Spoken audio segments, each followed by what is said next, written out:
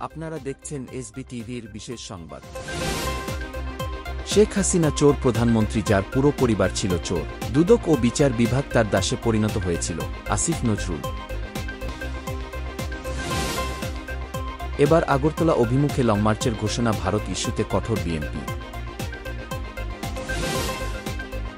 15 বছরে রাজনৈতিক পরিচয়ে 90,000 পুলিশ নিয়োগ। ছাত্র আন্দোলনে পুলিশের আচরণের জন্য ক্ষমা চাইলেন ডিএমপি কমিশনার। লন্ডনে ক্ষমতাচ্যুত প্রধানমন্ত্রী হাসিনার ভার্চুয়াল সমাবেশে সাবেক মন্ত্রী, প্রতিমন্ত্রী, সংসদ সদস্যরা। সোয়াবিন তেল প্রতি লিটার 8 টাকা নির্ধারণ করা হয়েছে, এ তথ্য জানান বাণিজ্য উপদেষ্টা শেখ বশির উদ্দিন। ভারতের সঙ্গে চুক্তি অনুযায়ী কিছু আইনি প্রক্রিয়ার পর হাসিনাকে ফেরত চাওয়া হবে, প্রেস সচিব শফিকুল আলম।